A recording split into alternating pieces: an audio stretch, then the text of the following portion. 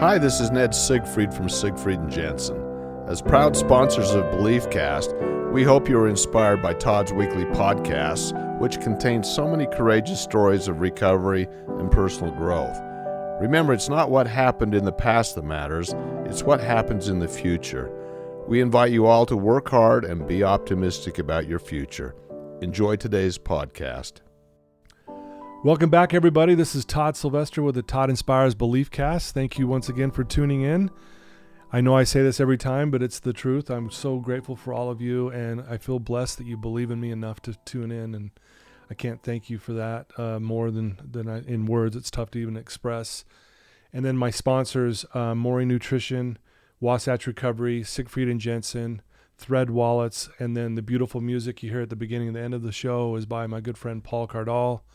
He's an amazing award-winning pianist, and I love him, so thank you for letting us use your music. And as always, I'm so grateful for the people that come in to share their amazing stories and their lives with us. And today we're joined by Lori Allred. Lori, thanks for being here. Thanks for having me. I appreciate it. Yeah. We've known each other now for several years, I would say now. And I got to meet you because you invited me to come speak at one of your events that you had put together. And that's when I really got to know you well. And I can't thank you enough for that opportunity. That was such a great blessing for me. And so that's when you and I got connected. A little background on Lori. She grew up in beautiful Lake Powell, Arizona. Wow. Who can say that? Not very many people. Not very Only many. a few of us. Right. You have 5 children, 5 grandchildren. Congratulations on that. You got a beautiful family, by the way, just amazing.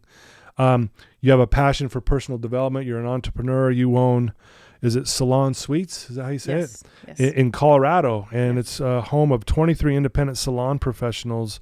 And again, I didn't know that either. That's really cool. Thank you. Yeah. And it's interesting why it's in Colorado. We'll talk about that in a minute. And again, during the pandemic is when you organized that personal development for teens. And that was it was so needed at the time and such a wonderful event. Again, you love your family, you love spending time, you love traveling. Again, you love just learning. And your family's been through a lot. You had a son who went through some really difficult times. And I'd love to hear more about that because I think our listeners will really relate with that. And so anyway, with that said, Lori, tell us a little bit about you and, about growing up in Lake Powell. Okay, thank you. Thanks for the introduction. Yeah. So, I grew up in Lake Powell, Arizona, specifically Page, Arizona, super small town. Yeah. And my dad talks a lot about choosing to raise us there. He wanted us to be a big fish in a small pond.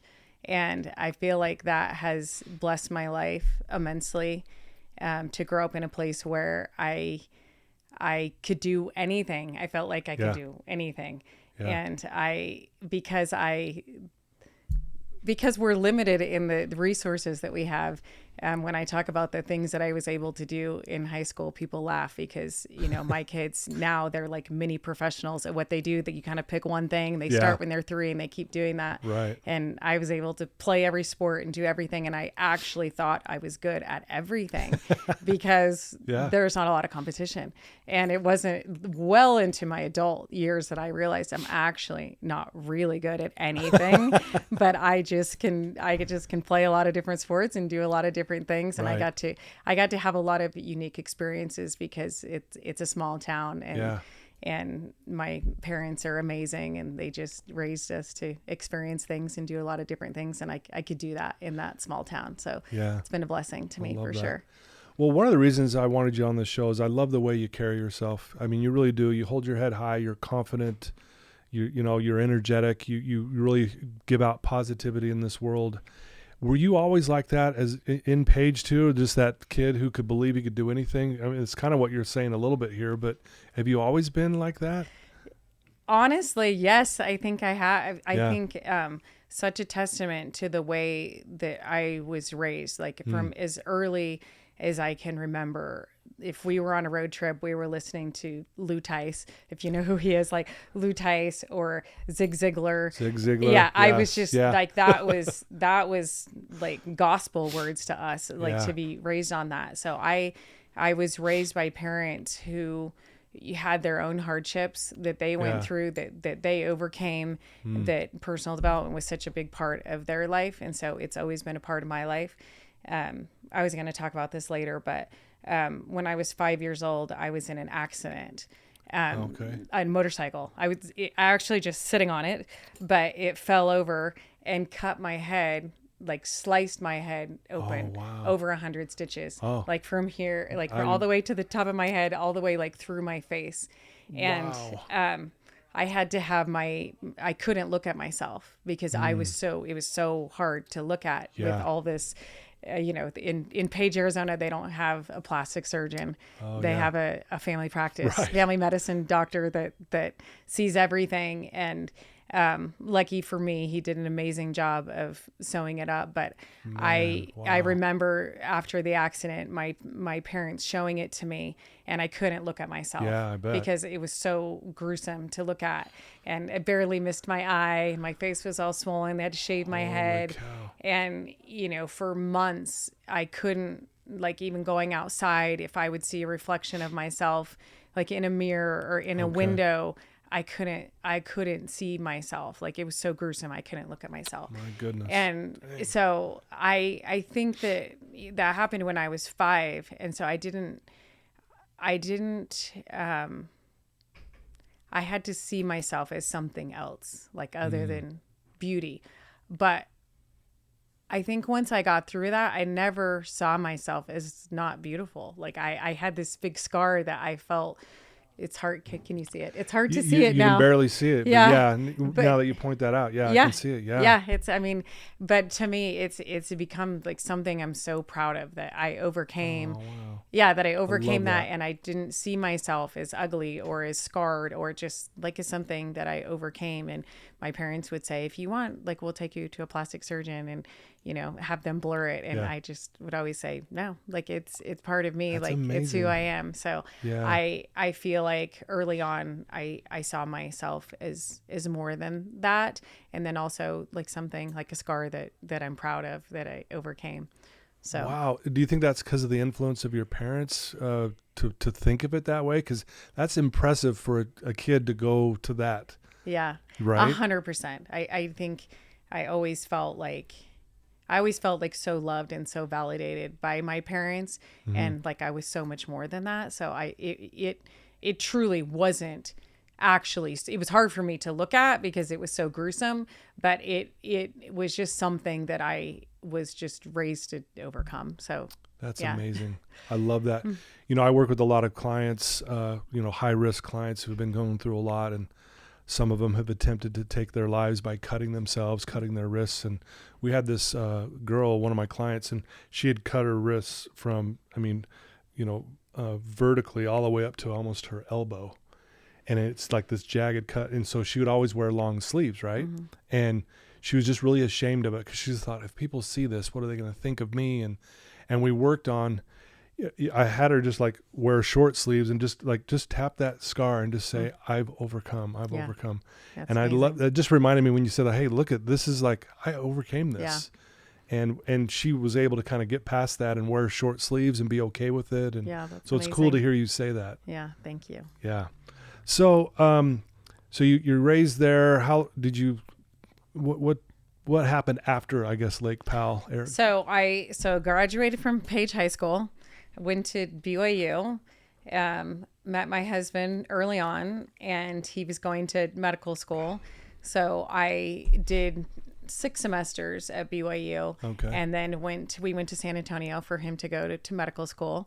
And that is where I got my degree, because I started a business. Like but mostly me. My husband was in medical school. He was busy doing that. He was definitely very preoccupied. Yeah. But we started a deli. So we owned a deli and a frozen yogurt shop that was real close to the medical school campus.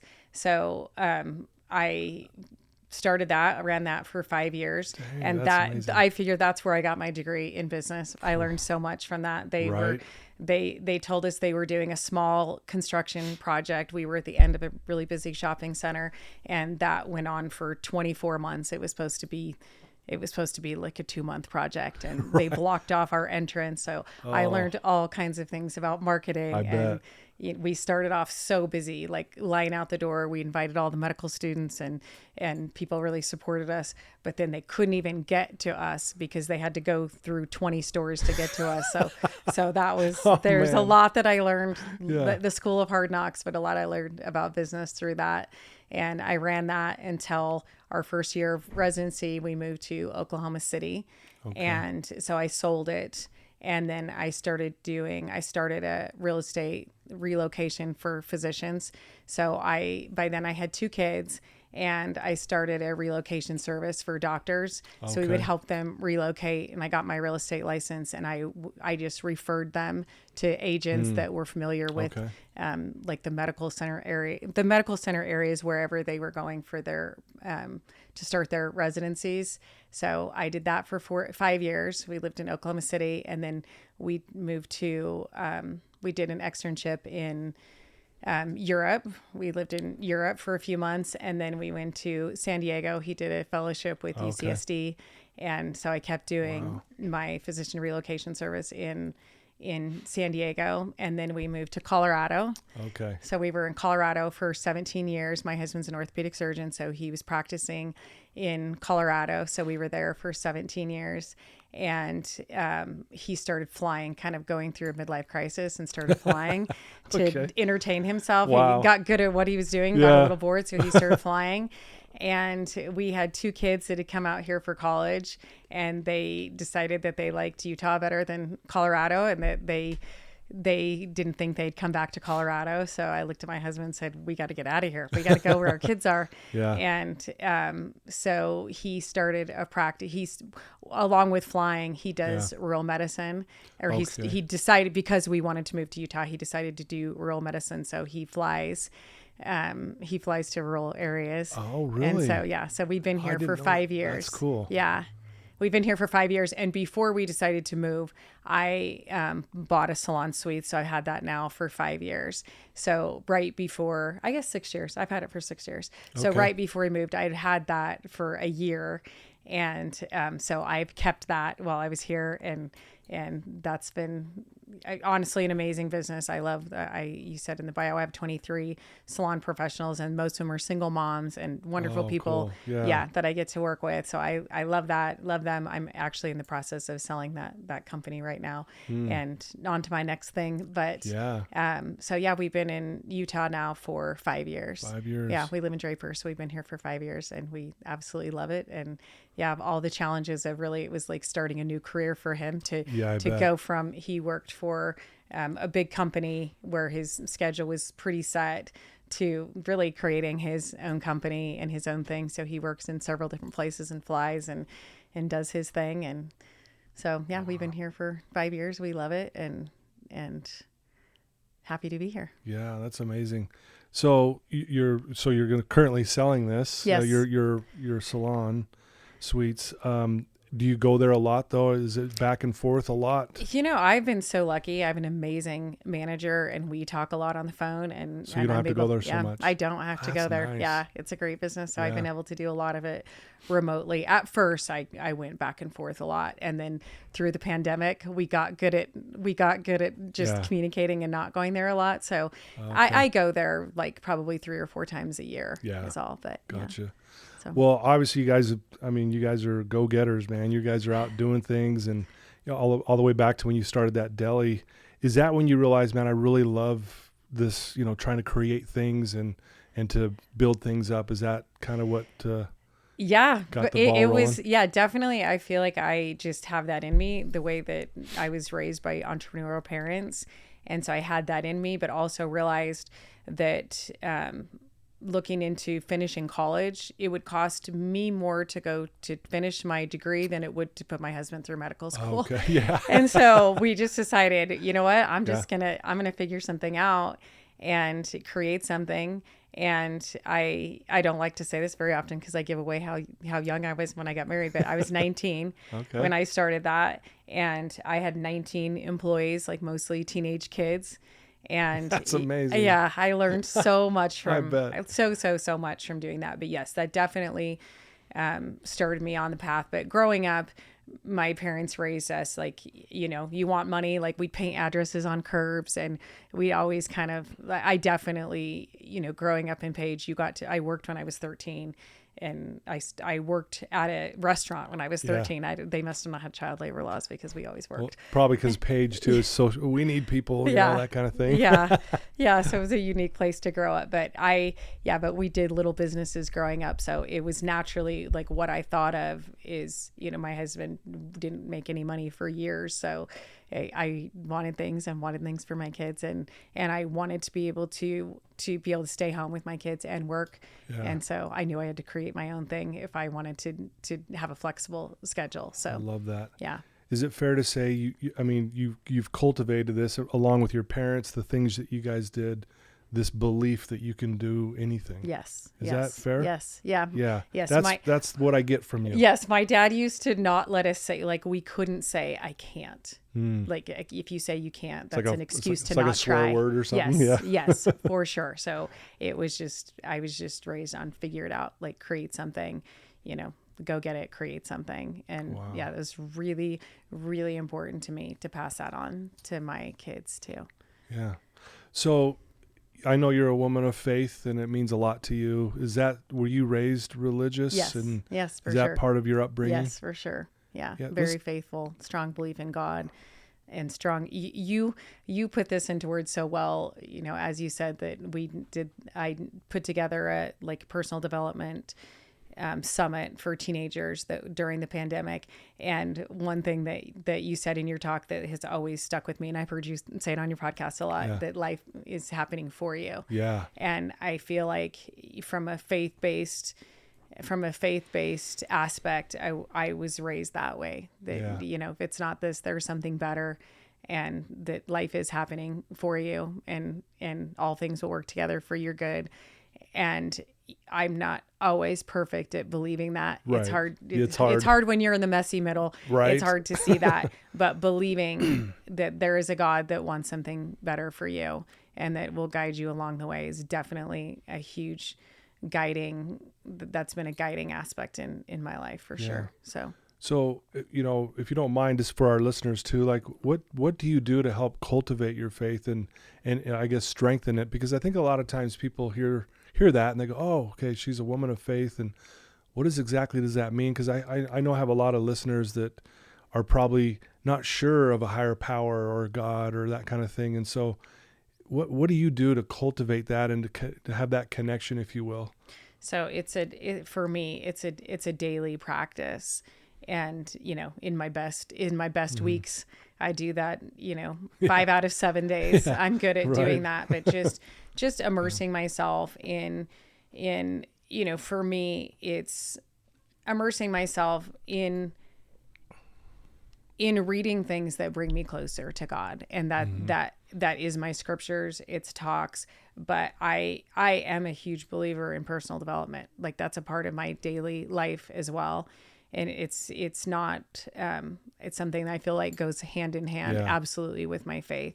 And something that I've done that would probably come up later in the podcast, but something that was really important to me is I homeschooled my kids for 4.5 years because they were so busy doing the things that were important to them and things that they had decided to do. And I didn't feel like we had enough time as a family, or we had enough time to implement the things that are really important to me, like being able to have a practice that includes God, being able to include a practice that includes personal development. Mm-hmm. And so I'm honestly a terrible homeschool teacher, but I was really good. I doubt it. I bet you're pretty good. No, I really wasn't, but I was good at teaching them personal development and also teaching them, we'd have faith-based practice, we have a personal development practice, and then a lot of things they did on their own. And then they all had like an entrepreneurial endeavor that they were working on. And that's so cool. My oldest daughter had she did photography that she developed into an amazing business. And then my second daughter had a salt spray She had a salt spray company. That's awesome. And that she went on to realize that she actually does not love owning her own business, but she loved designing the labels and things. So she went on to be a designer, and she started that during that time. And my son published a book during that time when he was 16 and had a podcast, and it just gave them it gave them so much more time, and it gave me so much more time with them to be able to spend time with them and foster those things that, a curriculum that was important to me. And so that's probably been that's something I'm really proud of. Like, that we had such a great practice of like 5 days a week. We were definitely in that and doing that, and we could travel and do those things. So that's something that I was able to do in myself, but also really able to pass on to my kids. And at times, to be honest, like I had kids that absolutely hated it, but they have all come around to like it's definitely a big part of their life. Personal development and faith, both are important to all of them. Well, the beauty of doing the homeschool is it allowed you to do those things. They wouldn't have got that. I mean, on the level, I guess, at a public school, right? So how cool is that, to be able to, okay, guys, what are you going to go create kind of thing? I love that. Go create something. I don't care what it is. Just go do something. And again, were you homeschooled when you were? No. Okay. No. I was just curious if that was part of. But Page High School was not hard. So I had a lot of time to do other things. For sure. Because I have very few memories of myself studying. I'll say that. Okay. Very few. Outside of school, I didn't. We did our schoolwork in school, and then I didn't do much outside of school by way of academics. We mentioned you have 5 kids, 5 grandkids, and like I said, you have a beautiful family. They're all doing great things, and they carry themselves well as well. Thank you. And I think that has a lot to do with you and your husband and the way you guys have raised them. I know you've gone through some tough times too. One of your sons went through some really difficult times. If you're comfortable, would love to hear your thoughts on that and what, explain what happened to your son, and then kind of maybe lessons learned. Yeah. Okay. I would love to talk about that. Yeah. With 5 kids, I would say that all of my kids have been through hard things. Yeah. My oldest is 28 down to 17. And I feel like they've all been through hard things and some of them much more than others. But so my son, Easton, you should have him on your podcast. I would love to. He's amazing. He's amazing. We'll make that happen. I'm down. Yeah. But he, so starting when we started homeschooling him, he was started out as a soccer player, basketball player, and realized that he's this incredible runner. We put him in cross country, just to cross train for basketball season. Yeah. And he was just absolutely destroying everyone. Like he would, so he would be in a race and he would finish like several minutes before everyone else. Like his biggest challenge was knowing the course. Like he'd get lost, find his way, and still like no one would come in for so long. Like he was just amazing. And he was setting all kinds of records. And, at the time we're homeschooling, he started a podcast. He was just absolutely obsessed with personal development, just being the best that he could be. And he's running. He was homeschooled, so he would run. He ran for a couple different high schools and was setting all kinds of records. His junior year, I could do a whole podcast on this, but he couldn't. One school, he had to move schools. One school, he couldn't run high school races, and so he was training with the team. But he had to do the coach put him in a college race, and it was a D1 college race. And he said, we're standing on the field, and he said, I feel bad for doing this to him, but I just really want to see what he can do, in this college race. Cause at the time he couldn't run high school races, but he could run a college race. So he gets out there and, he's staying at the front of the pack, and we're like, gosh, that's amazing. We're standing next to coach, like he's at the front of the pack. And this is the beginning of his junior year of high school. And what do you know? He pulls out in front and he wins this college race. No way. And I wish I could remember his stats, but he wins it by like 15 seconds. Wow. Yeah. And he's a junior in high school. And that's incredible. And after that race, which is really cool that at the time he had a YouTube, And it's nice that we have all this documented. But Yeah. after that race, he got sick. Like he felt like he had the flu. And, you know, I remember that moment of like celebrating that, like just like shock that he did so well in the race. Like we knew that he was really talented and he was doing so well at the high school level, but we really didn't know. And so he went on, long story short, he went on to have like just this absolute debilitating chronic nausea. And we couldn't figure out what was wrong with him. And chronic nausea, back pain, just pain, like pain in his body. And by his senior year, he was still able to run. And he, like at NXN, Nike has like an elite race, an elite nationals. He got fifth place that year. His junior year, he was able to do national races, and he got fifth place. And, you know, wasn't able to train like he should be able to train, but still was able to get fifth place. Yeah, he went, he ran for BYU his freshman year, and he had the fastest times that BYU's ever seen from a freshman. And, you know, so he was like, you know, looking at the Olympics and just like, and just this, honestly, this incredible, humble kid, but just plagued with this chronic illness that we couldn't figure out. Yeah. And I would say this is a part, like going back to personal development for me, where and faith, that I just knew. So the BYU sent him to their doctors, and my husband and I were sitting in the office with them, and he was talking about he'd never had anxiety, and all of a sudden he had this like debilitating anxiety and depression that he's the happiest. Right. He is the happiest kid, and so he's been taking care of himself. So he's been meditating since he was 10, you know, writing out his goals, everything, every single day, doing affirmations. I mean, just every single thing to take care of yourself mentally. Like you've never met a kid with this kind of discipline. Like it takes care of himself perfectly, as perfectly as someone could in every single way, like physically, mentally, spiritually, all the ways. And his life is just unraveling with this chronic illness. And, I'm kind of losing my train of thought where I was going with that. You'll have to delete this out. What was I trying to say? No, it's all good. That's the best thing about this podcast is that we're just real. We're having a conversation. It's all good. I can't remember what question. So anyway, he got that chronic illness, but you guys didn't know what it was. Oh yes. Okay. We didn't know what it was. So we went to the lots of doctors. I mean, at this point, probably 40 something doctors, and we take him to BYU, you know, their family practice doctor, so we can get in their system. And my husband and I are sitting in the office, and he starts describing his symptoms, and I can tell that the doctor is going to diagnose him with general anxiety disorder, which he did, and put him on anxiety meds. And so we did that.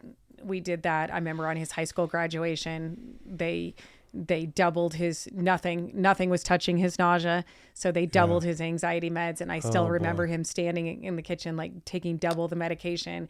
And I finally, you know, after months of that, I just said, there's something else wrong. He does not have anxiety disorder. I know he has what sounds like anxiety to doctors, and like I said, my husband's an orthopedic surgeon. He's a physician. And I remember sitting in the car with him, and he said to me, like, when are you going to stop? When are you going to stop going to doctors and fighting for this illness that is general anxiety disorder? Like, that's his whole problem, is general anxiety disorder. And I said, no, it's not. Like, and I said, I will fight until my last dollar and my dying breath, because he does not have general anxiety disorder. And so every doctor, you know, because in a lot of ways, his symptoms would fit severe. You know, you can have stomach problems, and you can have anxiety that causes nausea. But I knew that something else was wrong with him, and I fought so hard for him. And we have an amazing relationship. We're so close. And I knew, like, at that time, his faith had unraveled. Like, everything that he believed in, he didn't believe that meditation could help, the personal development that could help, that God was real, that anything, like, but we were able to. What a dark place for him. Very dark place. The darkest place you could possibly. I worried about him every single day. But I was lucky that going back to homeschooling, I had a relationship with him where I knew him so well that I knew that he didn't have anxiety disorder, because I knew him so well, and I knew that I knew him, and I knew that didn't fit. So we were absolute miracle that have you had Allie Jensen? Yes, Allie Jensen's been on the show. Yes. And she's amazing. Yes. I love her. Yes, by an absolute miracle. So Trini, her mom actually grew up at Lake Powell. Oh, really? Yes. Yeah. Oh, no way. I love her too. Yeah, in a way I knew her, okay, but she was 5 years older than me, and so we were never in high school together. But she, by an absolute miracle, not even knowing what was wrong, or that there it was anything wrong with him, she reached out to me and said, "I know what's wrong with your son." Like that. Wow. That's a whole long story, but she changed our life, and so we were able to get a diagnosis, and that's there's a whole podcast talking about that. But I mean he's in so many ways. He's happy. He still can't run, but he's happy. And I feel like his faith and personal development honestly saved his life for sure. Wow. Yeah. And finding a diagnosis, but even that, it's, talking to Allie, you're like, it's a roller coaster. And I believe with my whole heart and soul, he will heal and he will get better. And it's been 6 years of that, but I'll never give up on that. Because I know that he's meant to be well. Yeah. And he's still not, but he is mentally so strong and so well. Yeah. I think I'm so grateful for what he was taught, what I felt inspired to teach him, more than all of my other kids. Right. He just loved, he soaked it all up. And like I said, he published a book when he was 16, Healthy Habits for Teens. And the book turned out to be the book that he needed to get through his, at the time when he wrote the book, I remember thinking, nobody wants to hear from a kid who hasn't been through anything hard. Like he just had massive success, and he wrote this book. And now I feel like you need to rewrite the book because now it comes from different perspective. He has so much experience. I honestly, at the time, I hadn't experienced, I grew up having this terrible accent, but not really hard things. And, I could talk about this, but he had another sibling. I remember when we were doing the book reveal, he was publishing the book, and he had a sister that was struggling with mental health challenges. And it was just, here I have him, I can hear him in one room on his podcast talking about personal development, and, my other daughter just not wanting to have anything to do with that. When you're in the throes, you just can't, you kind of can't deal with that. So wow. That was an interesting journey too. But they've all come around, and they really have embraced that, and it's helped them get through, their deepest, darkest challenges and hard times. But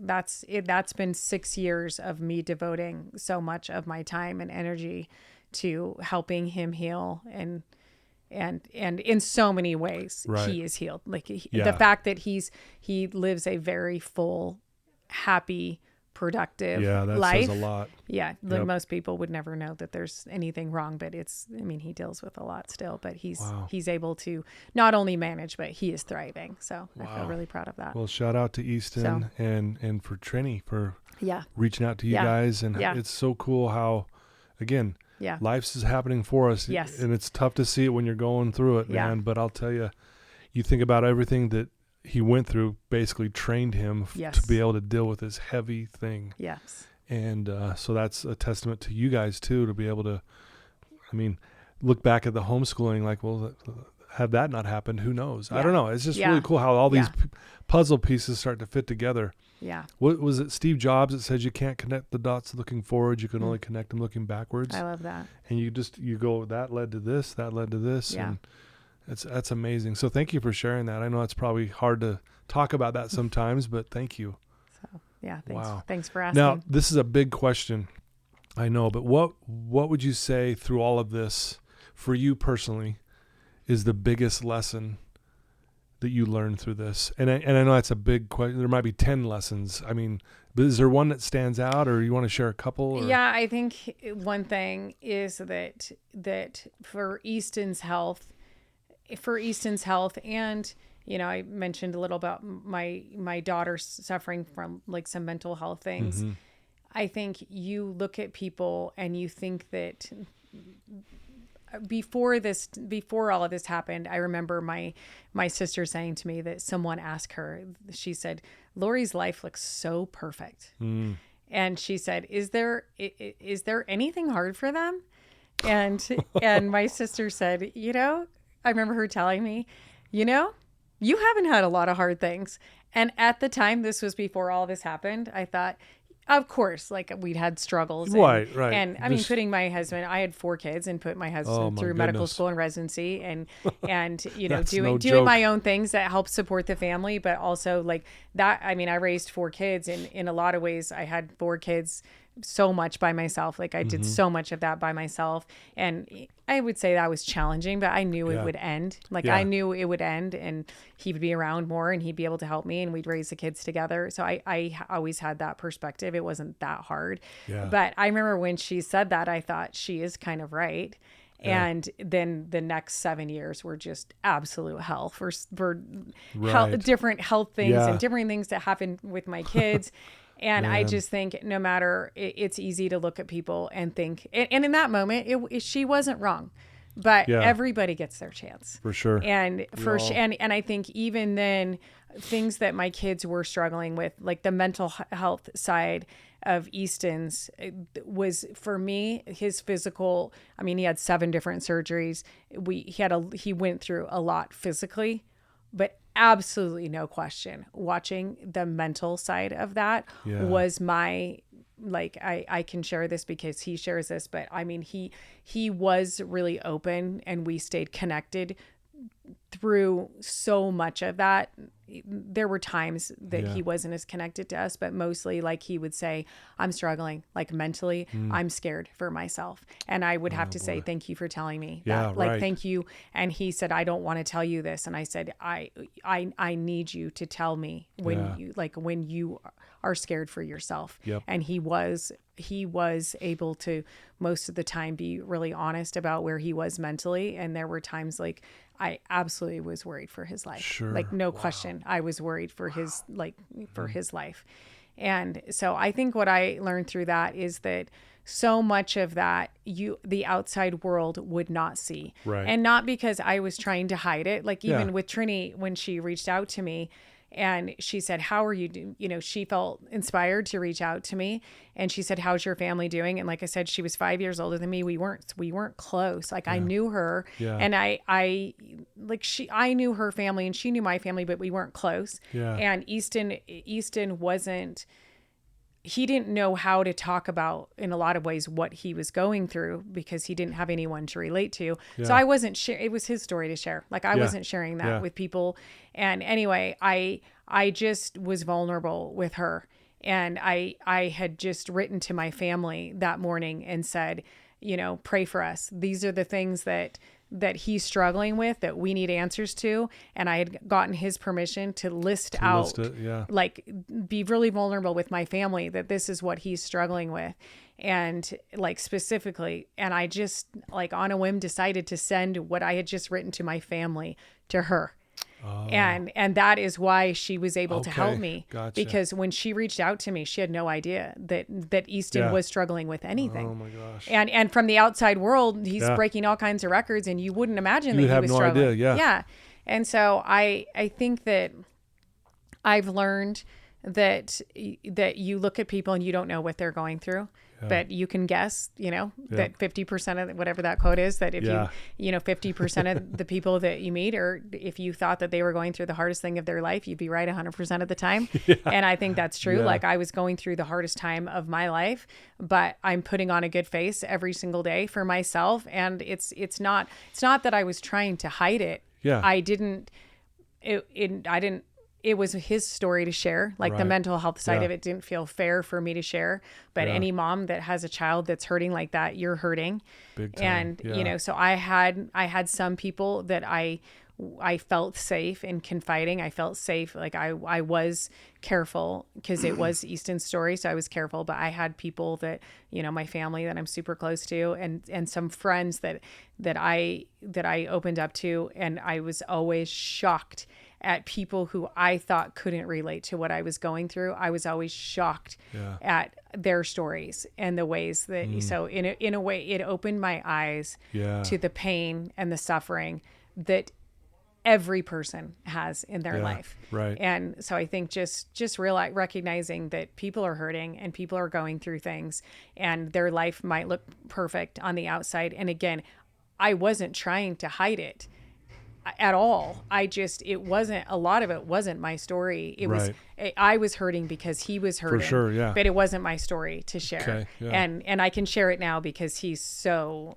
I mean, he's been on podcasts. Yeah, he's so open up. Yeah. He is so open and honest about his experience. And I'm so happy that he is, because it is so helpful for other people.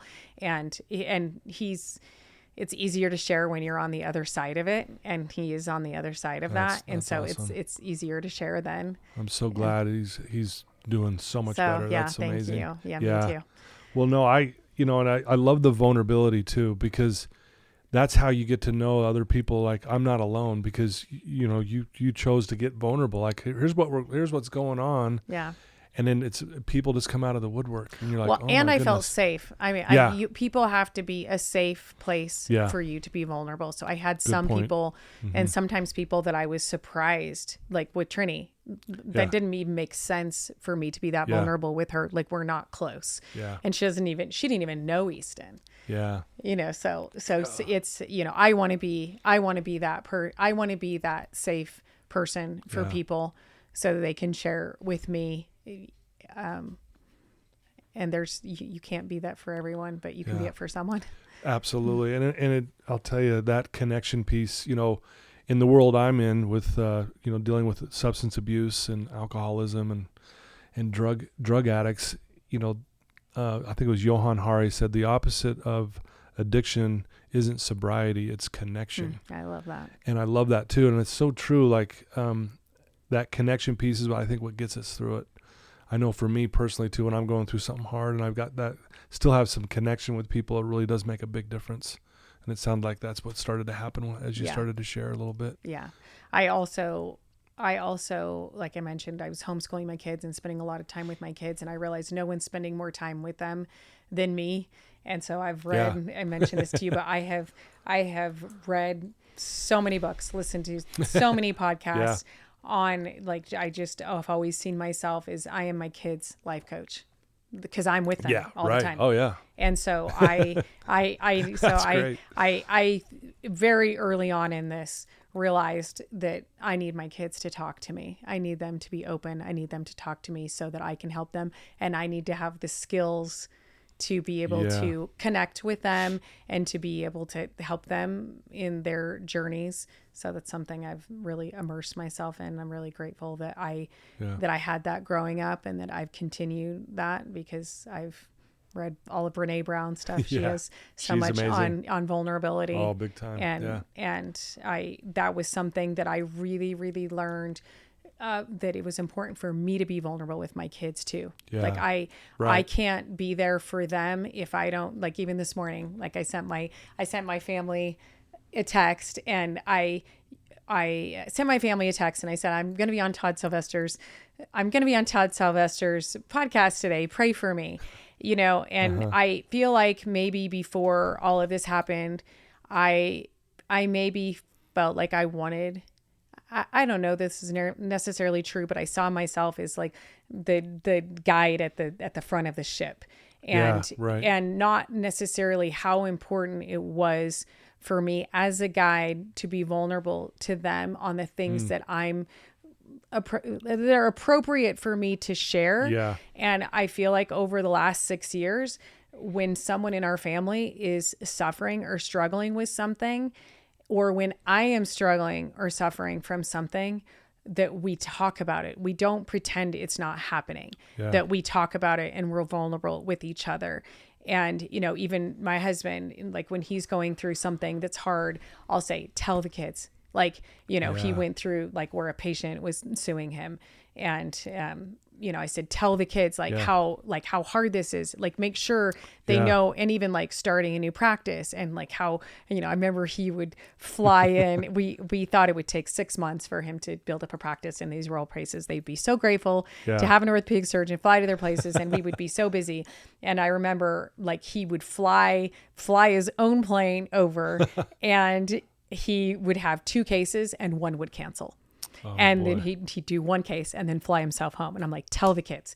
And it's hard to be vulnerable with your kids because, you have to be vulnerable when it's messy.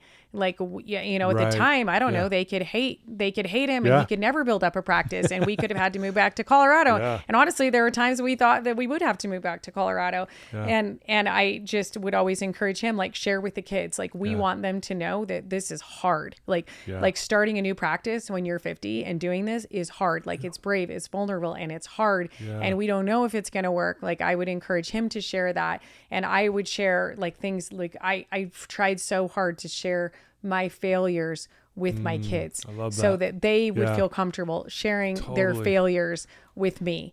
And so that's something that I feel like through this, my greatest accomplishment on this earth is for sure my kids adore each other, that we love each other. We're good at that. Like, I'm not good at a lot of things, but I am good at helping foster. It's all that is so real that we rally, just on Valentine's Day. None of their friends will listen to this, so it's okay. On Valentine's Day, my 17-year-old's going through a breakup, and this is just a simple little thing, but all of my kids supported. I mean, she's 3 months in, and all of my kids on Valentine's Day sent her. 2 of my kids got together and made sure she had flowers on her desk on that morning. That's awesome. The other kids like stopped by after their date to be with her. And I just love that, she didn't pretend like she wasn't sad that day, because she doesn't have to pretend, because she knows that she's so loved, and she knows that her family will rally. And so it is the single most thing that I am most proud of, is that we are so close, and we love each other, and we celebrate my kids are very accomplished. They've accomplished amazing things that I'm so proud of. But the thing I'm most proud of is during their failures and during their hardest things, they share with each other, and we're there for each other. Wow, and I think because honestly, it started with Easton's, Easton was willing to be vulnerable through his illness. He was really vulnerable with the family. And so they all rallied, rallied and supported him. And because of that, when they're struggling, like he knows how to support people. Because of what, at 22, he knows how to support people like few 22-year-old boys would know how to do. He's amazing at that because of what he's been through. Wow. I love that. That's amazing. And, I saw this thing once, you may have seen it too. It's pretty popular, where some guys, he's a billionaire, and I don't know the guy's name. I apologize, but he's getting interviewed, and they're asking him, what is the definition of success? And everyone's thinking he's going to say some financial advice, right? And he goes right into, when your kids are older and they want to hang out with you. I actually just listened to it. Did you really? Yeah. Yes, I'm trying to think. I heard it on, it was on Brendan Burchard's. It was on his growth day. Yeah. How true is that though? Like your kids want to hang with you when they're older. Yeah. I'm trying to think. That's when you're like, that is, I actually my husband and I just came back to Cabo, and we set goals. We do this every quarter. We set our goals. And after listening to that, it was on growth day. I can't remember who the billionaire is. He's the founder of some big company, but I just heard that. And I said, that is my new definition of success. For sure. Is that my kids. Same here. And there's so many things that encompass that I actually I asked my husband that question. I said, what would be the definition of success to you? And I said, I just heard this, and is my new definition. And I think it encompasses everything for me, because my friend just sent me this morning that I've heard before. Like, my kids know that I would die for them. I know they know that. Like, my kids know that, I am a warrior for them. Yeah, but I also do want my kids to know that I will live for them. Like, I will keep growing. I will keep chasing my dreams, because if you're not living, you are slowly dying. And I want my kids to see me continuing to grow. And, I'm in a transition phase where I told you I'm selling my Salon Suites. And it's a transition phase for me that my daughter, who's a junior in high school, she only has one more year at home. Yeah. And, I'm looking at like, what are my dreams and goals, and how do I want to spend my time, and how do I want to be remembered? And I think my kids are not going to want to hang out with me if I'm not. I need to be inspiring to myself, and I want them to look at me and say, when she raised her kids, then she did this. She did this while she was raising kids. Sure. And it's so to me, your kids wanting to hang out with you is not just, they're so like, I gotta be awesome because my kids are awesome. So if they want to hang out with me, I'm doing cool stuff with my life because I want to have interesting conversations, with them as long as I can think straight and clearly. We're going to have interesting, good, inspiring conversations. That means I have to do awesome things with my life. So it for me, that is I love that you said that, because I really did. I was at the gym listening to that. I'm like, cool. This is it. This is my new definition of success in all the ways, is that my kids want to hang out with me. And right now I'm really lucky because my kids want to hang out with me. Yeah. So, you're doing something right. Yeah. So in this moment I'm successful, and it's tough to stay there because like I said, my kids are impressive and they're doing awesome things with their life. And I love that we're all best friends. I love it. Yeah.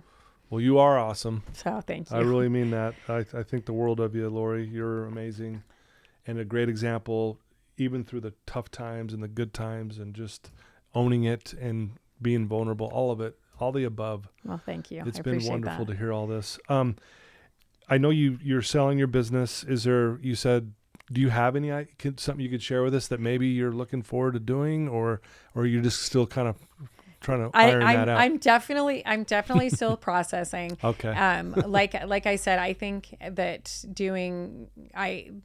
one thing that I'm so proud of is that Elevation Life Summit that I hosted for the teens. It was amazing. And I think there's so much that you can do with kids at that age. Mm-hmm. And I did that during the pandemic. Yep. And it was such a unique moment in time where there were all these amazing people and these amazing speakers that I realized turns out they have time because they're not traveling and they're not speaking. So they have time. Yeah. And I know that people love to give back.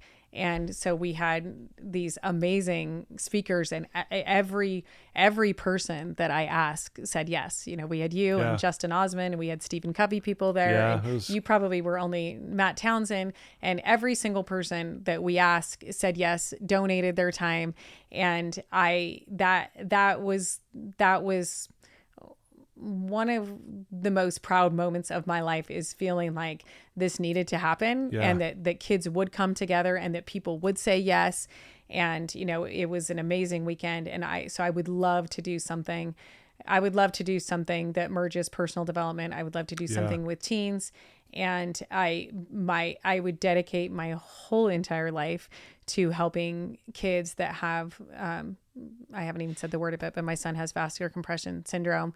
And we're learning that the root cause of that is that your nervous system gets inflamed.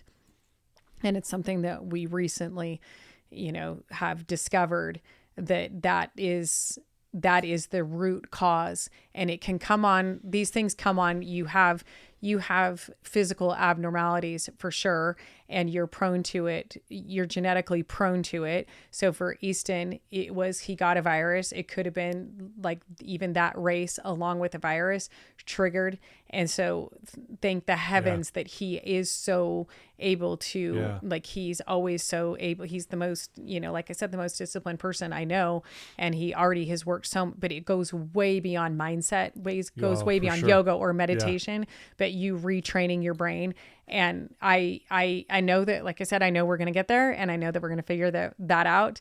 And if not, I'm absolutely going to die trying. And I would love to crack the code, figure that out. And I would help those kids, those parents, those moms, those people for the rest of my life. Wow. And so that's my focus is on that. Okay. And starting something with that. And like I said, my business is going to sell in another month, and I just keep thinking and fine tuning that. But cool. I would love to dedicate my life to that. But, I love it. But I have to crack the code first. Yeah. Well, you'll figure that out. We're getting closer. If someone's going to do it, it'll be you. We're getting closer. I know. I can feel your passion. So, and everyone listen to this, you feel her passion, right? Wow, this is awesome. So thank you. I love it. one of the questions I want to ask you here in closing, if there's, and I know a lot of people listening to this are struggling with something. Yeah. You said, everyone's going through something. If there's someone listening to us right now and they're in a dark place, they don't know what to do, they're lost or whatever, and just in a bad place, what could you tell them right now? What would you say to them? So I'm going to say something I didn't expect to say, and then I'll say the thing that I expected to say. I didn't expect to say that it is so important that you're honest and you own it. And I don't think people you have someone that you can trust. Yeah. And like Brene Brown says, give it a name. Mm-hmm. And then and not to say, and I'm a big believer in this. And, recently Easton went through his whole Instagram and deleted everything to do with health. Every post he ever did with health, he deleted it because he doesn't want to identify as someone who has a debilitating chronic illness. Even though it is a huge part of his life, it is not his identity. It's not who he is. It's not who he is, even though it is so ever present in his life. Yeah. And so it's a fine balance between not identifying as that, like you are not your illness, but also being willing to, you have to have people that you can share and that you can be honest and that they can hold space for you to be vulnerable and tell you how you're really feeling. Yeah. And so I would say to anyone struggling, find someone that you can trust, and also trust that there is help. There's always something that you can do to improve your life. Like there's always hope. There's always help.